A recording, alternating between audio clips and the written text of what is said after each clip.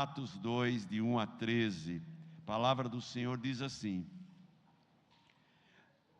Ao cumprir-se o dia de Pentecostes, estavam todos reunidos no mesmo lugar. De repente veio do céu um som, como de um vento impetuoso, e encheu toda a casa onde estavam assentados.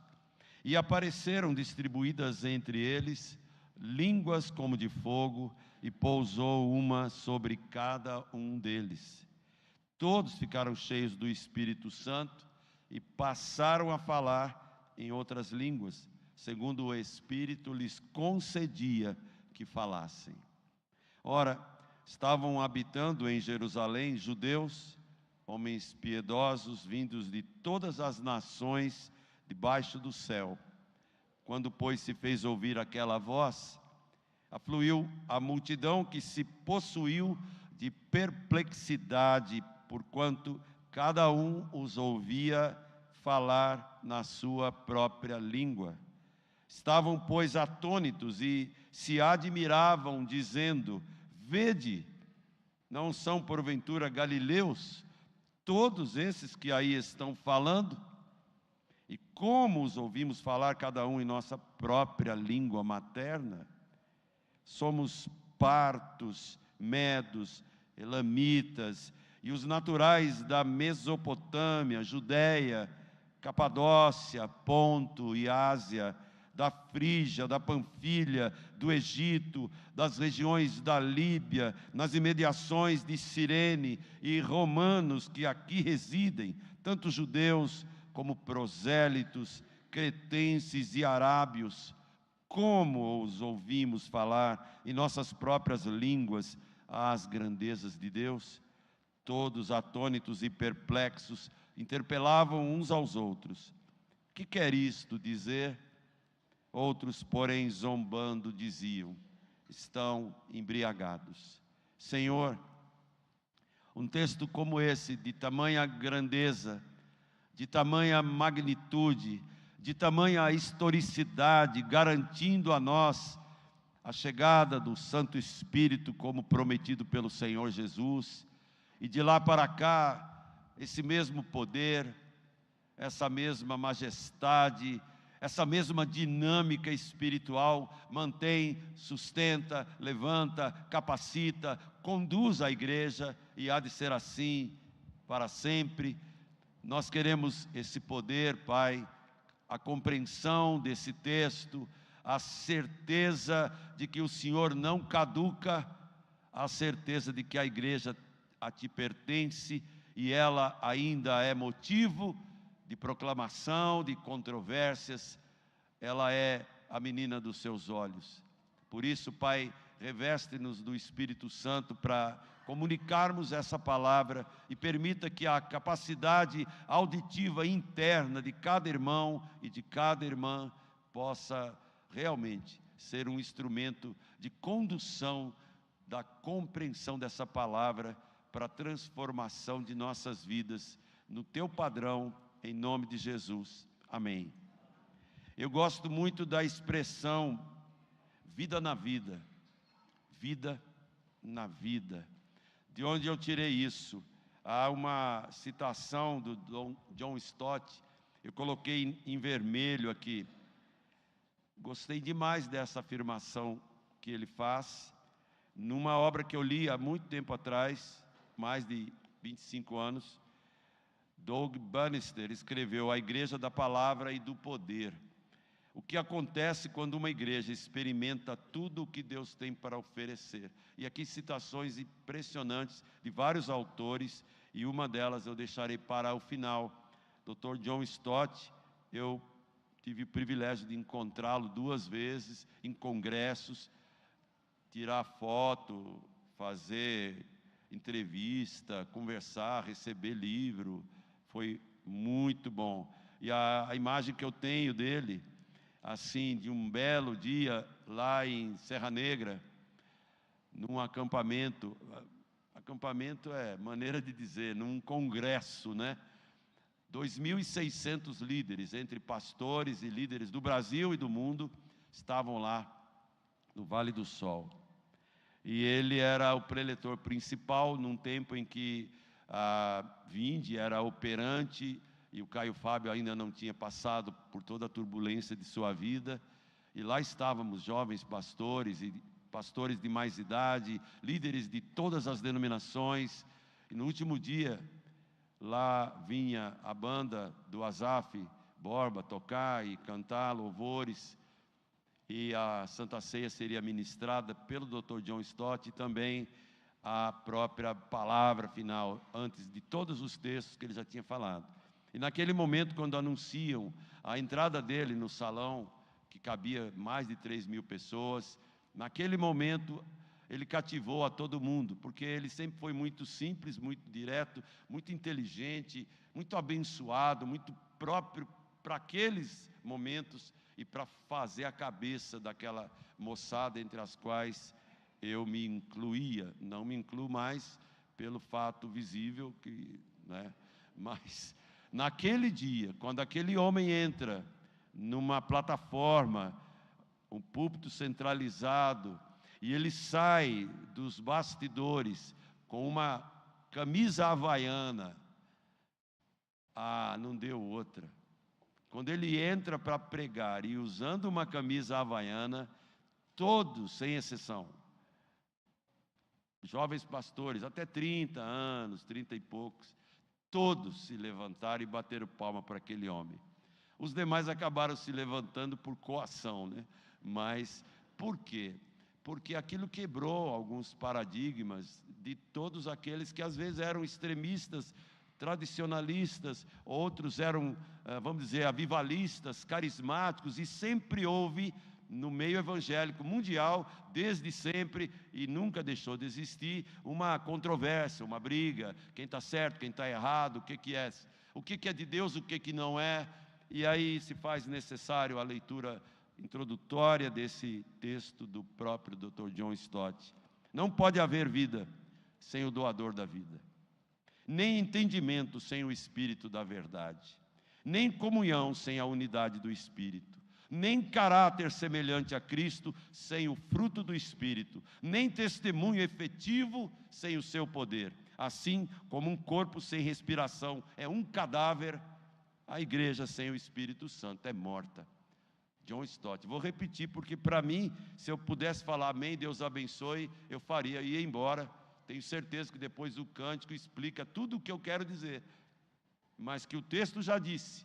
Eu vou fazer apenas citações e anexos, que eu não me atrevo a ser mais competente do que isso, e principalmente mais claro e lúcido do que Atos 2, de 1 a 13.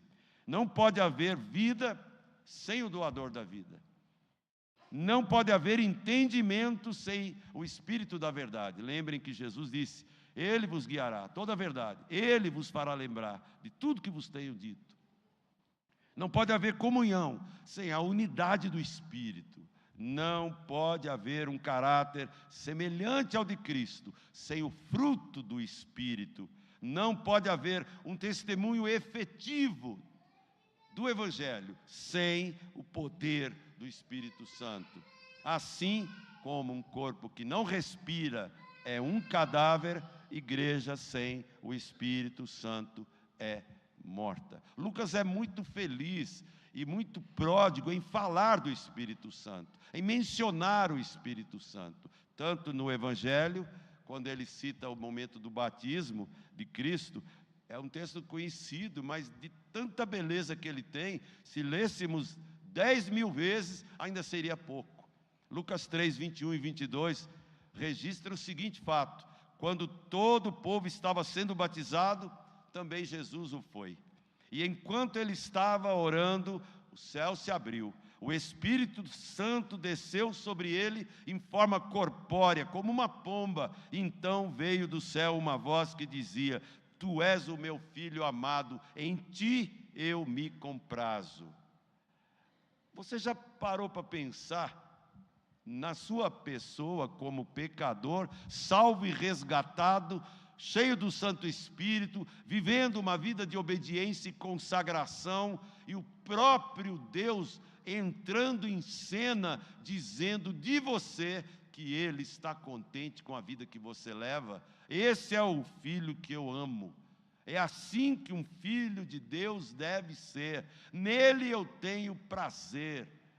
Sem o Espírito Santo, essa voz de Deus nunca será ouvida por ninguém. É preciso a plenitude desse Espírito sobre nós. Então, lá vai Jesus, em vários momentos da vida, conduzido pelo Espírito ao deserto para ser tentado.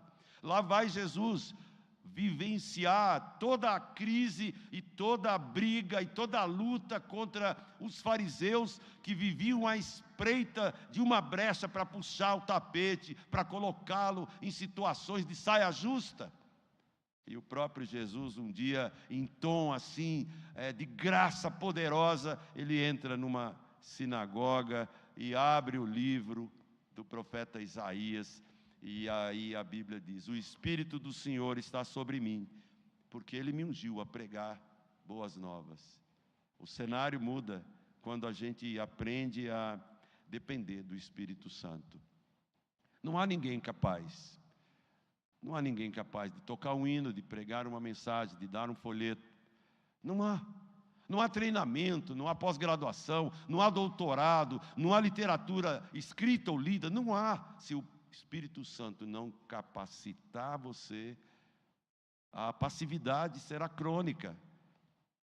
Por isso Jesus deixou claro: eu tenho que ir embora, mas eu vou mandar o meu Espírito. Ele vai estar com vocês para sempre.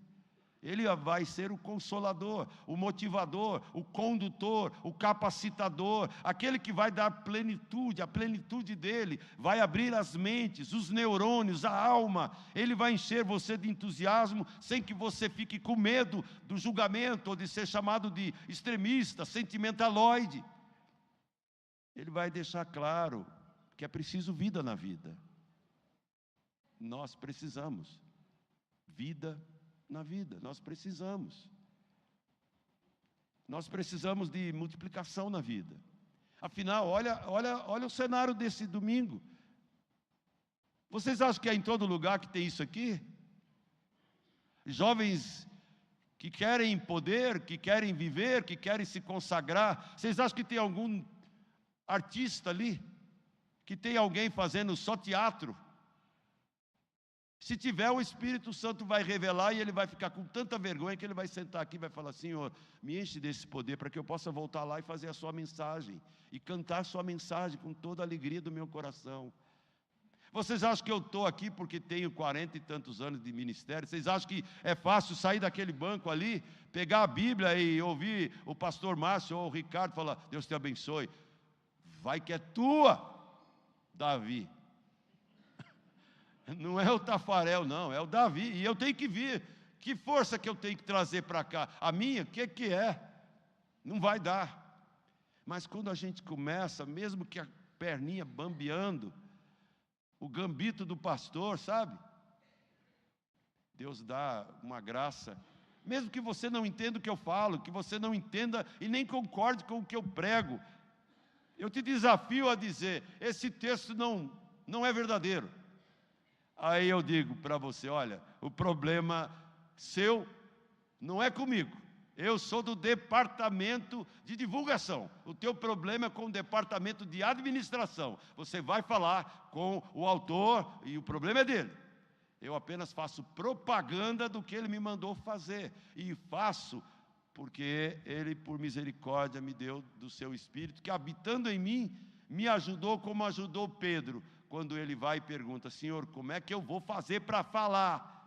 E ele ouviu Jesus dizer: não se incomode, tua homilética pertence ao Espírito Santo, tua oratória é arte do Espírito Santo. Eu colocarei as minhas palavras na sua boca e você vai falar cada uma delas. É o Espírito Santo que faz toda a diferença. Vai ter vida na vida, multiplicação de vida, conversão na vida e por aí vai. Eu só quero fazer, antes de entrar no mérito do próprio texto, algumas declarações. O Pentecostes, que aconteceu aqui, uma festa que era uma festa judaica importante, 50 dias depois da Páscoa, alegria pela colheita, tanta coisa bonita acontecendo, e Cristo então manda o Espírito para celebrar junto com o povo nesse grande dia de festa, para que realmente o impacto fosse muito grande. Pentecostes, 50 dias, o 50º dia depois do evento da festa das colheitas, depois da Páscoa, celebrando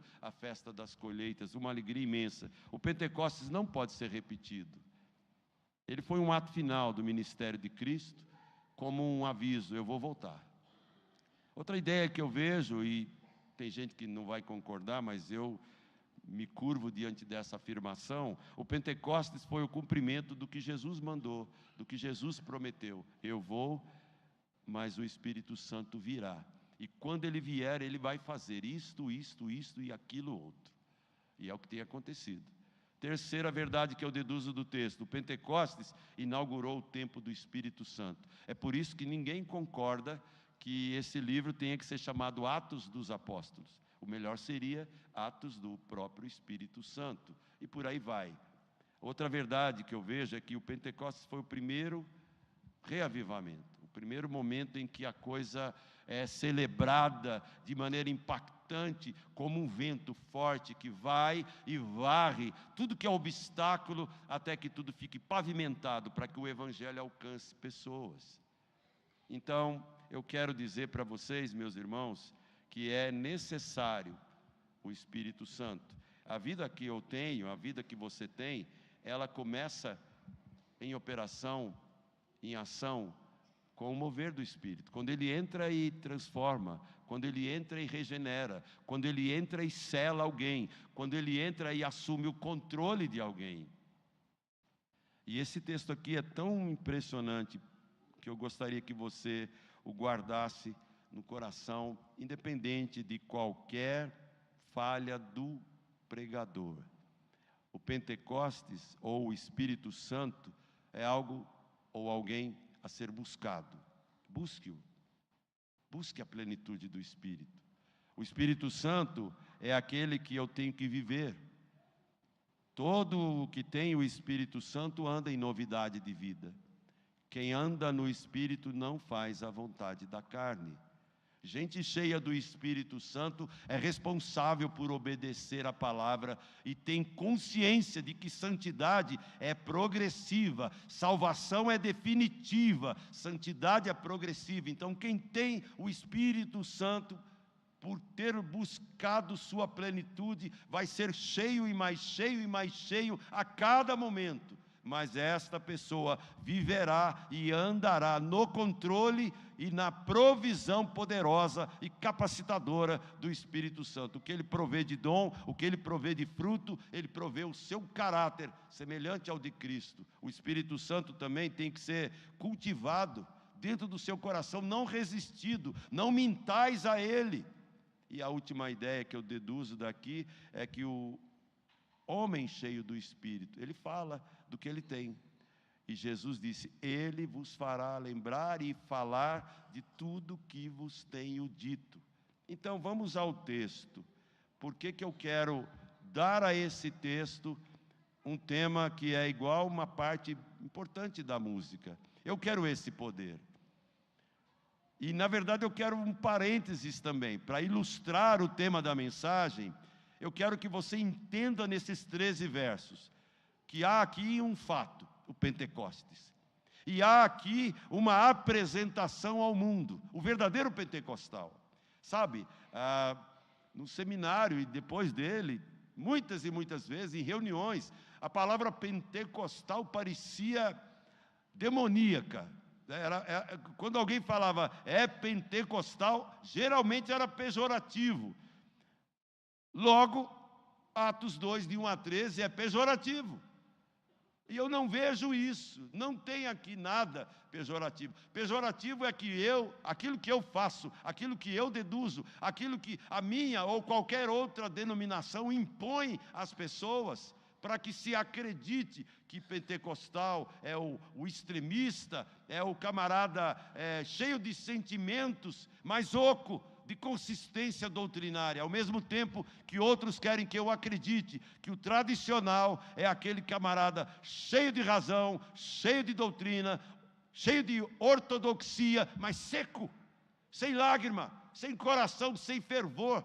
E eu não acho que essas duas expressões são verdadeiras. É preciso, pelo Espírito, um encontro entre a palavra e o poder, entre um crente cheio disso aqui, que é muito valorizado em nossa igreja, amém, mas cheio do Espírito Santo, que é o único poder que pode combater o meu Alzheimer espiritual. Porque toda vez que você ouve um Salmo 119 de manhã, o livro inteiro, o salmo inteiro, falando do valor da palavra, e você esquece o valor da palavra na prática, está faltando a pregação do pastor Ricardo? Não, ele já pregou, e ele ainda não terminou o livro.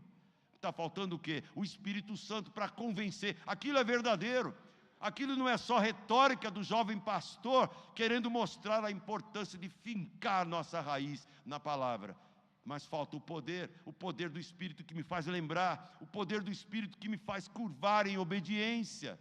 É por isso que eu vejo nesses 13 versos a importância, a necessidade de dizer: aqui está o verdadeiro Pentecostes, mas também o verdadeiro pentecostal. Então, até de uma ironia pastoral, né, eu tentei um dia criar uma igreja aqui, né? Presbiteritista, presbiterial, presbitleia, sei lá, não consegui. Se eu fizesse presbitleia, seria mistura de presbiteriano com assembleia. Presbitista seria... Não dá, irmãos. Então, uma igreja, seja que denominação for, de gente cheia do Espírito e cheia da palavra, porque as duas coisas são sinônimas, o reflexo na vida é idêntico, e uma igreja em que há coinonia e comunhão, e as pessoas são de verdadeira oração e busca e coinonia verdadeira. Aí então, juntando essas peças todas, há uma igreja boa, que onde Deus se agrada em agir, em abençoar e habitar.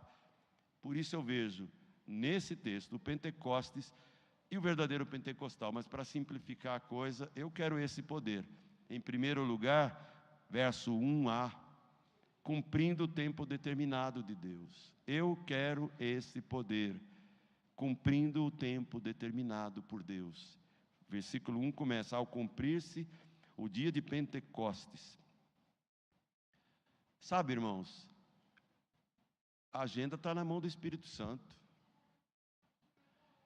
Eu posso orar, eu posso clamar, eu posso pedir: me capacita, Senhor, me renova, Senhor, me perdoa, Senhor. E a Bíblia não fala que com gemidos inexprimíveis o Espírito Santo conduz o que eu peço a Deus?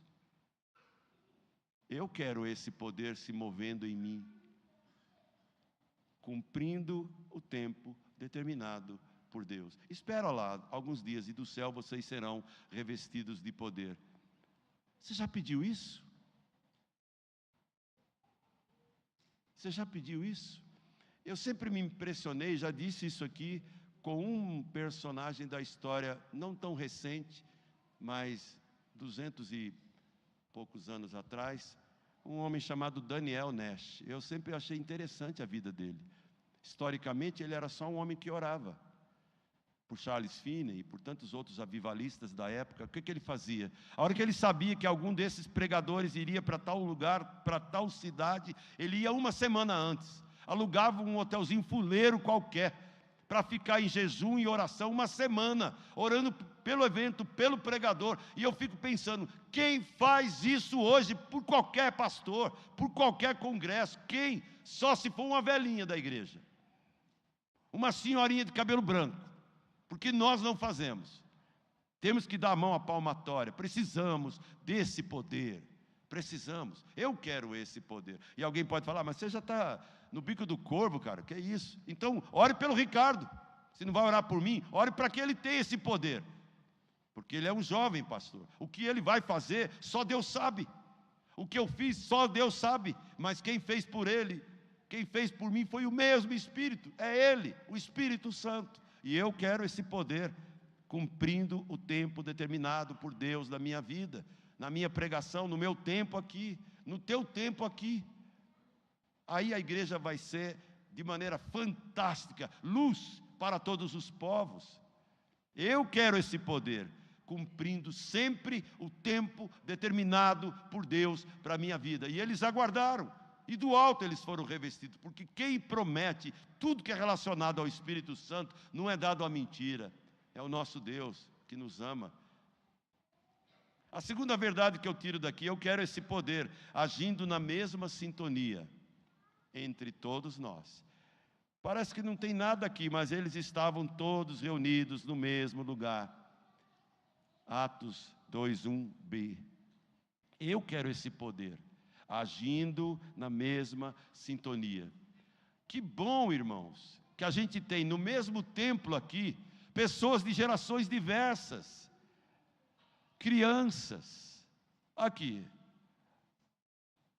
É cenário, sabe, consolador. Jovens, é cenário motivador. E aí a gente olha para alguns, né, assim, já deram a volta no Cabo da Boa Esperança e tal, mas estão aqui ainda. Isso, irmãos, é coisa de Deus, é coisa de Jeová, é o Espírito Santo que levou um homem de 85 anos como Caleb. Eu estou aqui com 85, mas estou com uma gana, estou com uma força, e não vem com aquela historinha, no meu tempo. Morreu, esqueceu de deitar? Eu quero esse poder, cumprindo o tempo que Deus determina. Eu quero esse poder, agindo na mesma sintonia, não importa, velhos e crianças, sonhos, visões. Eu quero esse poder, porque ele é prometido, ele é garantido, ele é bíblico, ele é real, ele é verdadeiro. E a carne não entra aqui, só o Espírito Santo. Eu quero esse poder, sacudindo de forma surpreendente. Verso 2, parte A. Olha que interessante. E de repente veio do céu um som como de um vento impetuoso. Eu não sei, mas barulho sacode a gente, não sacode? Uma explosão, que nem outro dia aí, acabando a energia. O Espírito Santo, ele é poderoso e ele sacode, ele chacoalha a gente. Eu tenho certeza que músicas e poetas também nos educam, nos falam ao coração, à mente. Os profetas, então, nem se fala. E uma velha música dizia, quando a coisa está ruim, difícil, levanta, sacode a poeira e dá a volta por cima. Olha, se um poeta fala isso, quem tem o Espírito Santo fala 1000 vezes, com muito mais vigor, com muito mais entusiasmo. Então, eu quero esse poder, porque senão, sabe o que vai ter que acontecer? Na próxima reunião do conselho, eu vou ter que chegar lá com as perninhas bambas, falando, irmãos, onde é que é o asilo mais próximo? Será que tem uma vaguinha para um velho? Eu me sinto muito à vontade para contar essa história que já foi contada por mim, talvez, aqui. Eu fui abençoado com vários presbíteros que eram bem mais sábios e bem mais velhos e bem mais experientes do que eu. Você chegar numa igreja com 24 anos e pegar um conselho grande, com várias pessoas diferentes, bem mais velhos, parecendo seus pais, e pegar um Luiz Andrade Jorge, senhor muito sábio lá na Vila Gerte, durante vários anos, assessor, ponta firme, conselheiro e tal. Um dia ele chegou para mim, pouquinho antes dele morrer, ele estava saudável, forte. Ele chegou para mim e disse assim, pastor, trouxe a revista da escola dominical? Eu falei, está lá na minha sala, vamos lá pegar, seu Luiz. Dei na mão dele, ele falou, pastor, eu quero estar aqui até o dia que eu tenha saúde para servir a Deus. Sabe o que aconteceu? Deus te abençoe na aula. Eu desci por trás, ele foi lá para o canto de dar aula dele, sentou na cadeira da igreja, nunca mais se levantou. No outro dia, a gente estava sepultando ele lá. Sabe o que Deus fez? Deus ouviu a oração dele. Ele falou, eu quero estar aqui até que eu seja útil. Eu não quero me rastejar, capenga. Ele pediu isso. Deus pode atender? Pode não atender? Também pode ser conduzido pelo Espírito Santo, sacudido pelo Espírito Santo. É a melhor maneira de você dizer, eu também quero esse poder. Não importa se eu tenho 20, 30, 40, eu quero me mover no mover do próprio Espírito, daquilo que Deus tem preparado para mim. Na multidão dos que creram era um só o coração e a alma, uma só mente, uma semente aqui, brotando dentro da gente. E aquilo era a força do Espírito Santo. Eu quero esse poder. Em quarto lugar, versículo 2b, recebendo tudo do céu, não só sacudindo o ambiente, a pessoa, quem estava ali naquela sala, mas também recebendo tudo do céu. E o texto no verso 2 termina dizendo: e encheu toda a casa onde eles estavam assentados, porque veio do céu. Tudo que eles tinham que receber, tudo que eu tenho que receber, vem do céu. Impressionante, quando na zombaria de Pilatos, ele olha para Jesus e ele fala: eu tenho autoridade para te matar. E Jesus, com a maior tranquilidade, ele fala: olha, você não teria nenhuma autoridade sobre mim se do céu não te fosse dada. É isso. Eu quero esse poder, recebendo tudo que vem do céu. Nós cantamos muito expressões assim, talvez não entendamos, mas cantamos. Ó, pensai nesse lar lá do céu, ó, pensai nos amigos lá do céu. Buscai as coisas que são lá do alto, não as que são aqui da terra. O som veio do céu, o poder veio do céu. Então, se tem coisa boa, eu quero esse poder. E o Espírito Santo me faz ver, me faz receber, me faz viver assim. Em mim, em você, não habita bem nenhum, irmãos. Não habita nenhuma experiência tão grande de vida cristã que possa dizer para qualquer um de nós: eu me basto. Não. Foi o próprio Jesus quem disse: sem mim, nada podeis fazer. Nada. O único grande PhD que quebrou a cara, achando que sabia tudo e queria o lugar do Todo-Poderoso, o nome dele foi chamado de Diabolos, adversário, Lúcifer, seja lá o que for. E ele se vangloriou da beleza, da magnitude, e falou: eu quero mais. Eu só quero aquilo que é do céu.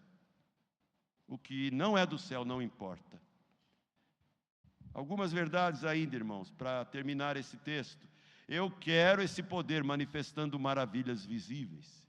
Verso 3.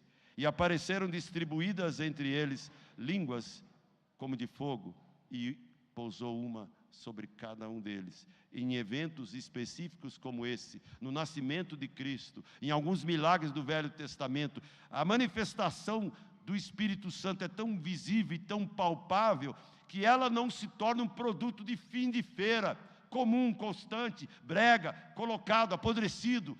É tudo muito novo o tempo todo. Deus é tão original que Ele não precisa ficar repetindo determinados eventos para que eles se tornem obsoletos, arcaicos, superáveis. Por isso eu quero esse poder de um Deus capaz, criativo, um Deus que promete fazer maravilhas na vida de todo aquele que nele crê. O próprio Jesus deixou: eu vou, mas vocês farão as coisas que eu faço, e obras ainda maiores vocês farão, porque eu vou para junto do Pai. Que coisa boa, irmãos, a gente poder crer que essas línguas tinham um contexto, foram manifestações, e Deus não escondeu. Deus não faz segredo, Deus não faz nada escondido, Ele faz tudo às claras, porque o agir dEle é para edificar, construir, nunca confundir. Afinal, 19 nações estavam ali presentes. Algum impacto tinha que acontecer para que aquelas 19 nações, saindo impactadas pelo Espírito Santo, depois de terem ouvido as maravilhas de Deus, voltassem para suas terras, contando a principal mensagem que fez chegar até mim, até você, o que hoje você sabe. A Ásia inteira foi inundada, o norte da África foi alcançado, a Europa foi evangelizada, Turquia, tudo ali, a partir de Jerusalém, serão minhas testemunhas. A partir daqui, Judéia, Samaria, confins da terra. Eu quero esse poder, manifestando maravilhas visíveis. Qual que é a maior das maravilhas? Nós cantamos aqui, ao Deus de amor e de imensa bondade. De todas as maravilhas, a maior delas é o amor dele pelo pecador. Se eu revelar isso ao mundo, se eu demonstrar isso a você e você a mim, o mundo, ao invés de ver o amor esfriando de quase todos, o mundo poderá ver o amor promovido, conquistado e garantido por Jesus, ainda em pauta, ainda em alta, num mundo tão frio, tão caótico, onde ninguém quer amar mais a ninguém, a não ser a si, somente a si. E eu quero esse poder que manifesta maravilhas de maneira visível. Eu quero esse poder enchendo-me da plenitude do Espírito Santo. Verso 4, todos ficaram cheios do Espírito Santo, todos. Eram só 120, é verdade. Mas como o Mauro já falou na introdução da canção do Guilherme Kerr, pouco tempo depois, uma semana depois, já eram 3.120. Depois mais 5.000, 8.120. Hoje, a conta, 2.500 bilhões, é o que dizem. E quando Cristo voltar, vai ter uma cifra inimaginável na glória, a partir da pergunta de um ancião: quem são esses? De branco vestidos. De onde eles vêm? Quantos são? Eles são mais inumeráveis do que todo o grão de areia que está na praia do mar. Quem são? Eles foram remidos pelo sangue do Cordeiro. E sabe o que vai acontecer? Na hora da foto, não vai ser o pastor Joel que vai bater a foto lá, mas se ele puder, ele vai querer bater. Você vai poder levantar a mão e falar: estou aqui. E você será identificado, seu nome novo. Isso tudo é graça, irmãos. Eu quero esse poder que me enche de esperança do céu, sem me fazer olhar para o céu como um escapismo. Eu quero viver como quem vai para lá, mas eu quero viver aqui como quem é de lá. Aí então eu mostrarei às pessoas quem me remiu, quem me comprou, quem me trouxe até aqui. Por isso eu quero esse poder me enchendo de toda a plenitude. E aqui não tem plenitude para a elite. Todos ficaram cheios do Espírito Santo. Eu quero esse poder, falando o que o Espírito manda. Parte B do verso 4 e verso 11. Eu quero este poder, falando só o que o Espírito manda. Parte B do verso 4. Em outras línguas eles falavam, segundo o Espírito lhes concedia que falassem. Todas as línguas, essa glossolalia aqui, eram relacionadas às nações, 19 que estavam ali. E todos eles conseguiam entender a mensagem de Deus, segundo o Espírito Santo lhes falava. Quem nunca falou egípcio, quem nunca falou na linguagem da Turquia, quem nunca falou em outra língua, a não ser o aramaico, ou o koiné grego, vai falar agora, pelo Espírito Santo que tem esse poder. E aí é maravilhoso a gente aprender a falar só aquilo que o Espírito Santo manda. E quando uma pessoa é cheia da palavra de Deus, o que ela vai falar? Suas imaginações? Não. Ela vai lembrar de Filipenses 4:8 e vai entender. Fala e pensa só o que é verdadeiro, só o que é de boa fama. Sabe por quê? Porque de toda palavra frívola que dissermos aqui nessa terra, nós daremos conta delas. Então o Espírito Santo encheu aquelas pessoas num momento tão impactante, de tanto som, de tanto fogo, de tanta maravilha, de tanto êxtase, para uma aula de escola dominical. E todos os habitantes das 19 nações entendiam. Hoje aqui não há necessidade disso. Mas se algum dia Deus te levar para algum lugar que dependa de algo miraculoso desse, eu tenho certeza que Ele fará você ser um instrumento poderoso de Deus. Eu quero esse poder, falando só o que o Espírito manda. Verso 11, o que diz? Tanto judeus como prosélitos, cretenses, arábios, A pergunta era uma só: como ouvimos essa turma falar em nossas próprias línguas as grandezas de Deus? Não há mensagem maior do que essa. Falar para alguém sobre a grandeza de Deus. O foco é Deus, o foco é Cristo, o foco é o Espírito, o foco é a Bíblia. Não é a igreja, não é o ministério A, B ou C, mas só Deus. Não importa em que língua, fale a grandeza de Deus. O Espírito te capacitará para isso, como fez nessa origem tão marcante aqui. Eu quero esse poder, falando só que o Espírito manda. Duas últimas ideias. Eu quero esse poder, causando perplexidade e admiração. Versos 5 até o 11. Sabe, não é porque é o poder de Deus, maravilhas de Deus sendo proclamadas, manifestações palpáveis da grandeza de Deus, sacudindo o comodismo e a apatia, o medo e as reservas humanas, não é que isso vai impedir a controvérsia, vai impedir a zombaria, vai impedir qualquer contradição. Não, pelo contrário, o inimigo não quer a glória de Deus, não quer a visão clara das pessoas sobre Jesus, ele quer cegá-las totalmente. Por isso eu quero esse poder, causando perplexidade em alguns, admiração em outros e conversão em outros. Versos 5 até o 11, simples leitura. Habitavam em Jerusalém judeus, homens piedosos de todas as regiões. E quando aquela voz se fez ouvir, a multidão foi para lá. E ela se possuiu de perplexidade, porque todo mundo ouvia a mensagem igual na sua própria língua. Eles estavam perturbados, atônitos, assustados, e ficaram admirados e diziam: olhem, essa turma aí não é tudo galileu? Já imaginaram?